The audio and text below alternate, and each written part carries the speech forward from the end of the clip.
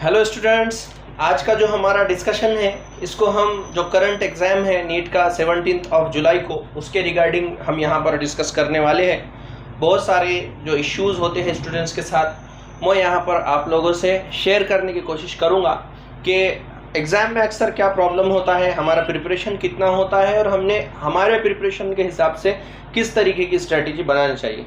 तो यहाँ पर 3 तरीके के स्टूडेंट्स होते हैं, अक्सर 3 कैटेगरी के स्टूडेंट्स मैं मेरे हिसाब से यहाँ पर ले रहा हूँ, जो कि एक्चुअली ऐसा होता है कि बहुत सारे स्टूडेंट होते हैं जो वेल प्रिपेयर्ड होते हैं। ये बच्चों को खुद सेल्फ रियलाइज़ हो जाता कि कौन से बच्चे वेल प्रिपेयर्ड है। मीन्स बच्चों की तो एक मेंटेलिटी ये होती ही है कि मेरी पढ़ाई अभी बाकी है, बहुत सारा पढ़ना है और शायद एग्ज़ाम खराब जाएगा, तो ये तो बच्चों की सोच होती है। लेकिन बहुत सारे बच्चे कॉन्शियसली और अनकॉन्शियसली अच्छा खासा पढ़ लेते हैं, पूरे टेस्ट देते हैं, ट्यूशन्स होते हैं उनके प्रॉपर, और वो खुद भी बहुत अच्छी प्रैक्टिस करते हैं। ऐसे स्टूडेंट्स को मैं वेल प्रिपेयर्ड कैटेगरी में डालता हूँ। सेकंड कैटेगरी होती है मॉडरेट स्टूडेंट्स। मॉडरेट स्टूडेंट्स की जो कैटेगरी होती है तो वहाँ पर उन्होंने थोड़ी बहुत स्टडी करते हैं। स्टडी का जो क्राइटेरिया होता है तो बायो वो थोड़ा ज़्यादा अच्छे से करते हैं, फिर उनका केमिस्ट्री का लेवल आता है और सबसे लास्ट में फिजिक्स का लेवल आता है। तो ये कैटेगरी जो मॉडरेट स्टूडेंट्स हैं और इनकी ही तादाद सबसे ज़्यादा है नीट एग्जाम में अपीयर होने के लिए। और कुछ स्टूडेंट्स होते हैं जो नॉट वेल प्रिपेयर्ड होते हैं, उतने अच्छे से वो बच्चे पढ़ते नहीं हैं, बस उनको एग्ज़ाम देना रहता है और एक लास्ट 2-3 महीने से वो कोशिश करते हैं कि भाई आप हमने कुछ ना कुछ करना है, कुछ ना कुछ हमारा रिजल्ट आना है। तो यहाँ पर 3 कैटेगरी है। तीनों में मैं सबसे पहली कैटेगरी को यहाँ पर इलेबोरेट करूँगा कि जो बच्चों के ऑलरेडी अच्छे खासे प्रिपरेशन हो चुके हैं तो उन्होंने जो स्ट्रेटजी बनाना चाहिए तो सिंपल है, जितने क्वेश्चंस उनको आते हैं उतने ही सॉल्व करना चाहिए। मीन्स यहाँ पर एक टारगेट लेके चलना चाहिए उन्होंने कि फिजिक्स में मैं 35 क्वेश्चन एटलीस्ट सॉल्व करूँगा या करूँगी, 35 क्वेश्चंस अगर वो 100% सही हो तो। अदरवाइज अगर 30 क्वेश्चन सही सॉल्व कर सकते हैं तो 30 ही करना है, ज़्यादा क्वेश्चंस को हाथ नहीं लगाना है। यहाँ पर बायोलॉजी में 85 to 90 क्वेश्चन सॉल्व करना और केमिस्ट्री में अप्रॉक्सीमेटली 40 क्वेश्चन सॉल्व करना। अगर इसमें 35 क्वेश्चन आते हैं और केमिस्ट्री में 35 ही आते हैं, उतने ही क्वेश्चन सॉल्व करना। मिनिमम 30 क्वेश्चंस का यहाँ पर फिजिक्स का और केमिस्ट्री का प्रिपरेशन एटलीस्ट उनका होना चाहिए। मीन्स 0 रिस्क की बात हो रही है, मतलब 50-50 रिस्क से भी क्वेश्चन है तो वो तुम्हारे पे फैसला रहा कि आप वो कर भी सकते और नहीं भी कर सकते, depending on the type of question and level of difficulty of that particular question. उस पर डिपेंड रहेगा कि आप कितने % रिस्क ले सकते हो या नहीं ले सकते हो। लेकिन अलबत्ता बायोलॉजी में 85 to 90 क्वेश्चंस तो एटलीस्ट हर बच्चे के वहाँ पर सॉल्व होना ही चाहिए। अगर ऐसा करते हैं तो 35 क्वेश्चंस के अबव 100 मार्क्स होंगे ऑब्वियसली। 40 क्वेश्चंस 10 क्वेश्चन के लिए 40 मार्क्स, तो ऐसे 30 क्वेश्चन के लिए 120 और वो 31 अप्रॉक्सीमेटली 140 मार्क्स यहाँ पर होंगे और यहाँ पर 150 अप्रॉक्सीमेटली ऐसे बच्चों के मार्क्स हो जाएंगे। मीन्स जो 290 मार्क्स है वो उनको केमिस्ट्री और बायोलॉजी में फिजिक्स में हो रहा है, सॉरी, और यहाँ पर 85 to 90 means about 300 marks obviously वो बच्चों को मिल जाएंगे। मीन्स जो 550 के अबाउट जो रिजल्ट्स है तो ये स्ट्रैटेजी के बेसिस पे हो सकता है। वरना ऐसे बच्चों का अक्सर ऐसा भी होगा 35 क्वेश्चन आ रही है और वो पूरे 50 क्वेश्चन है, उसमें ऑप्शंस के हिसाब से 45 क्वेश्चन पूरे सॉल्व कर दिए, तो यहाँ पर लॉस क्या होगा, यहाँ पर उनके -10 मार्क्स हो जाएंगे, यहाँ पर -5 और 10 मार्क्स हो जाएंगे। तो ऐसा -20 मार्क्स अगर वो फिजिक्स और केमिस्ट्री में गंवा देते हैं तो जाहिर सी बात है उनका जो 550 के अबाव रिजल्ट है वो नहीं आ पाएगा फिर। और आजकल जो ओपन कैंडिडेट्स है तो अक्सर उनका 550 के अबाव ही हो जा रहा। मिनिमम सेफ जोन 550 के अबाव है, उसके ज़्यादा मार्क्स मिलेंगे तो वहाँ पर चांसेस है आपका MBBS को लग जाए। तो ये एक चीज़ है वेल प्रिपेयर्ड स्टूडेंट्स ने। और जो मॉडरेटली प्रिपेयर्ड स्टूडेंट्स है तो उनके लिए एक अक्सर मेरा बोलना रहता, जो ज़्यादातर कैटेगरी ऐसी ही बच्चों की होती है कि बायोलॉजी में हमको 70 क्वेश्चन तक जाना है, बायोलॉजी में हमको 70 क्वेश्चंस तक जाना है। मीन्स अब देखो इसमें क्या है, कुछ बच्चों के 50 क्वेश्चन सही आ रहे हैं, कुछ बच्चों के 60 क्वेश्चन सही आ रहे हैं, कुछ बच्चों के 65 क्वेश्चन सही आ रहे हैं। इसके अलावा जो गलत क्वेश्चंस आ रहे हैं तो उनके गलत क्वेश्चंस 20 आ रहे या 30 आ रहे या 40 तक भी आ रहे। तो हमने क्या करना, हमने 20 क्वेश्चंस को मिनिमाइज करना और करेक्ट क्वेश्चंस करने की प्रोबेबिलिटी बढ़ाना। मीन्स ज़्यादा से ज़्यादा हमारी कोशिश ये होना चाहिए कि हमने करेक्ट क्वेश्चंस ज़्यादा करें। अब ये कैसे होगा, आज से अगर देखेंगे तो आज 12 तारीख है, ऑलमोस्ट आज का दिन तो ख़त्म हो चुका है। तो कल से अगर लेंगे हम 13, 14, 15 और 16, 4 दिन में अब हमने क्या करना। तो सिंपल है भाई साहब, कि हमने 100% पॉजिटिव रहना, जितना भी हमारा प्रिपरेशन हुआ हो गया, अब इसके आगे हम और कुछ नहीं कर सकते।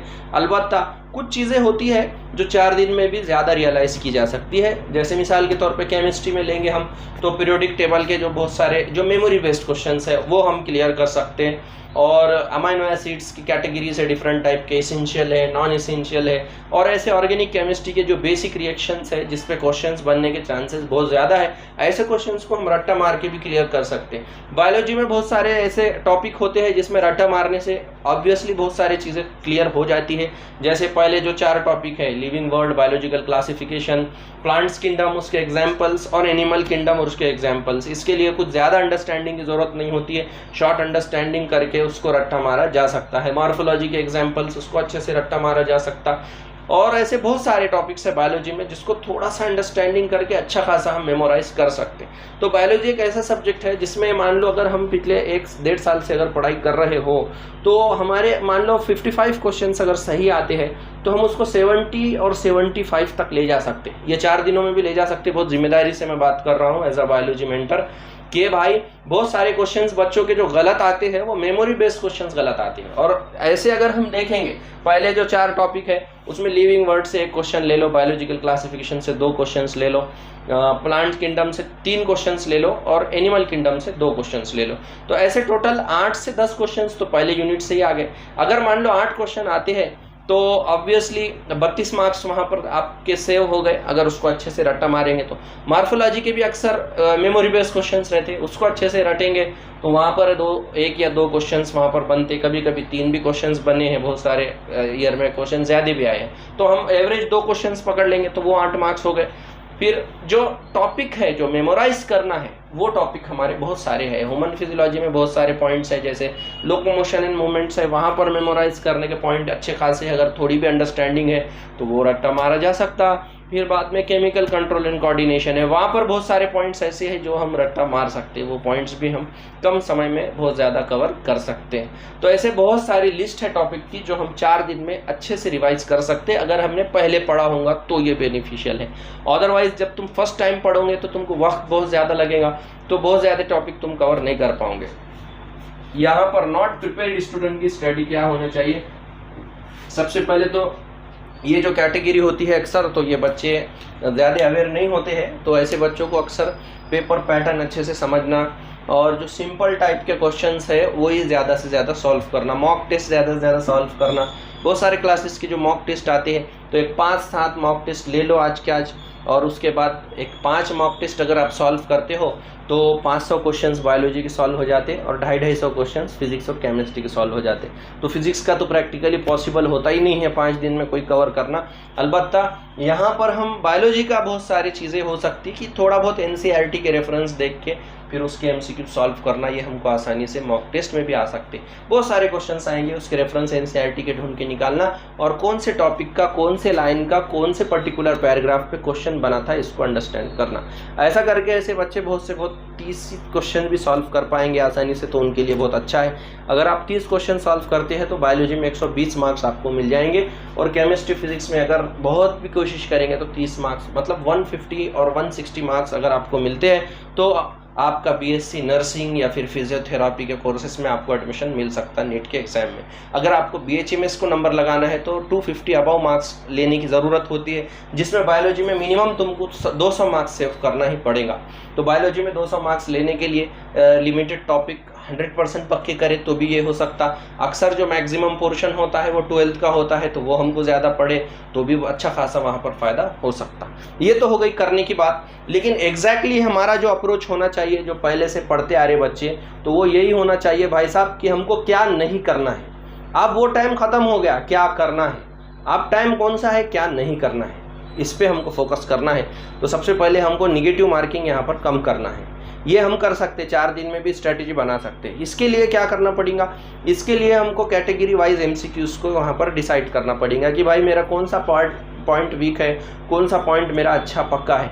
इस बेसिस पे हमको उस पर्टिकुलर टॉपिक को डिटरमाइन करना पड़ेगा और वो क्वेश्चन में रिस्क लेना पड़ेगा। जो टॉपिक तुम्हारा बहुत ज़्यादा पक्का है तो जाहिर सी बात है तुमको क्वेश्चंस बड़े अच्छे से आएंगे। हमारा टारगेट ये होना चाहिए कि हम कम से कम 70 क्वेश्चन सही करें और 30 क्वेश्चन अगर नहीं आते हैं तो उसको छोड़ दें। सिंपल है। 70 क्वेश्चन अगर सही करते हैं तो वहाँ पर हमारे ऑलरेडी 300 तक मार्क्स पहुँच जाएंगे। 70 क्वेश्चन के हिसाब से अगर आप कैलकुलेशन करेंगे तो 10 क्वेश्चन के 40 मार्क, तो जाहिर सी बात है 70 क्वेश्चन के 280 मार्क्स के ऊपर हो जाते हैं ऑब्वियसली। ठीक है, मतलब 280 मार्क्स आपके 70 क्वेश्चंस के वहाँ पर बन जाएंगे। और फिर बचे हुए जो 30 क्वेश्चंस हैं वहाँ पर आपको ऑप्शंस भी रहने वाले हैं, जाहिर सी बात है।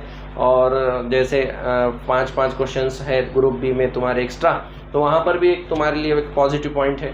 अगर 70 के ऊपर क्वेश्चंस बढ़ रहे मतलब 250 अबव मार्क्स हमारे वहाँ पर बनने वाले हैं। मीन्स 70 क्वेश्चन अगर हमारे सही आते हैं तो 30 क्वेश्चन में रिस्क लिया जा सकता है। 280 मार्क्स अगर आपके 100% परफेक्ट मैं मान लूँ तो फिर वहाँ पर 30 क्वेश्चंस में आप रिस्क ले सकते हैं। 50-50 का भी अगर यहाँ पर रिस्क लिए तो मान लो 30 क्वेश्चन में से 15 हमारे सही आए तो यहाँ पर कितने होंगे, यहाँ पर हमारे 60 मार्क होंगे वो, और 15 गलत आ गए तो -15 कर दो, तो यहाँ पर कितने मार्क्स मैं बचा रहा हूँ, यहाँ पर मैं 35 मार्क्स बचा रहा हूँ, है ना। कितने हो रहे हैं, 15 में 60 में से 15 चले गए तो 45 मार्क्स, सॉरी, तो 45 मार्क्स। तो यहाँ पर 225 marks 280 plus 45 is equal to कितने हो रहे हैं, 325 मार्क्स। 325 मार्क्स हमारे इस तरीके से भी हो सकते हैं। इसमें डिपेंड है कि हम कितना रिस्क लेते हैं, कितने क्वेश्चंस हम सॉल्व करते हैं, ये थोड़ा सा हमको समझने की ज़रूरत है। केमिस्ट्री और बायोलॉजी में आप आपके हिसाब से स्ट्रेटजी बनाइए, जो भी आपका लेवल ऑफ अंडरस्टैंडिंग है, आपका जो प्रिपरेशन है उस हिसाब से आप स्ट्रेटजी बनाइए। यहाँ पर परफेक्शन की तरफ हमको सोचना नहीं है, आप हमको रियलिटी की तरफ सोचना है कि मेरे पास कितना है अब और मैं कम से कम कितना लॉस कर सकता खुद का और ज़्यादा से ज़्यादा कैसा अपने आप को बचा सकता है यहाँ पर निगेटिव मार्किंग से। ये हमारी आज के 4 दिनों में स्ट्रेटजी होनी चाहिए। ठीक है, तो ये सिंपल फार्मूला है जो मैंने आपके सामने शेयर किया। खास तौर पे बायोलॉजी के पॉइंट को मैं यहाँ ज़्यादा फोकस कर रहा हूँ कि 70 क्वेश्चन अगर हमारे पास सही आते हैं तो 30 क्वेश्चन में हम रिस्क ले सकते हैं। 30 क्वेश्चंस में भी कुछ क्वेश्चंस हमारे सही आएंगे, कुछ क्वेश्चंस गलत भी आएंगे। तो जो क्वेश्चन सही आएंगे वो 280 मार्क्स में प्लस किए जा सकते हैं और 300 अबव मार्क्स लेना हमारे लिए वहाँ पर बहुत ज़्यादा मुमकिन हो सकता है। अब यहाँ तक तो ठीक है कि हमारा प्रिपरेशन, हमारी स्ट्रेटजी, और सबसे लास्ट बात जो हमारा टेम्परमेंट है, जो हमारा स्टेट ऑफ माइंड है, ये भी बहुत ज़्यादा मैटर करने वाला है एग्ज़ाम के टाइम पे। अक्सर बच्चे एग्ज़ाम के टाइम पे डिप्रेशन में चले जाते हैं, टेंशन में आते हैं। क्वेश्चंस जब वो सॉल्व करते हैं तो उनका जो पैरामीटर होता है वो हर क्वेश्चंस को वो वहाँ पर टेंशन के हिसाब से देखते हैं। तो एक अगर मैं क्वेश्चन देख रहा हूँ तो 100% वही क्वेश्चन के बारे में मैंने सोचना चाहिए, दूसरे क्वेश्चंस के बारे में मेरे दिमाग में ख्याल भी नहीं होना चाहिए। मान लो वो क्वेश्चंस मेरा हो गया, मेरा सही आ गया वो क्वेश्चन या गलत आ गया या मुझे जमा ही नहीं हो क्वेश्चन, मैंने छोड़ दिया, अब मैं दूसरे क्वेश्चन पे हूँ, तो वहाँ पर मैंने पहले क्वेश्चंस का बिल्कुल सोचना भी नहीं चाहिए। वो दूसरे क्वेश्चंस को मैंने 100% फोकस्ड करके उसको अंडरस्टैंड करने की ज़रूरत होती है। तो जैसे जैसे हम रेस्पेक्टिव क्वेश्चंस तक जाएंगे तो उसी क्वेश्चंस को हम 100% इन्वॉल्व होकर सॉल्व करेंगे।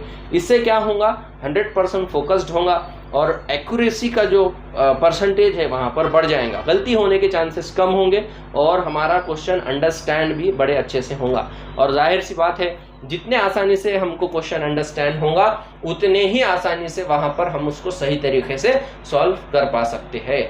तो यहाँ पर एक यही मेरी कुछ गाइडलाइंस थी स्टूडेंट्स के लिए। होप आप लोगों को ये बहुत ज़्यादा बेनिफिशियल हो पाएंगी।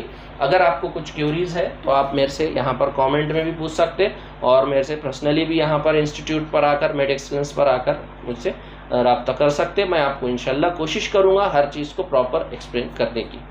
Have a nice day, thank you, best of luck for your NEET exam.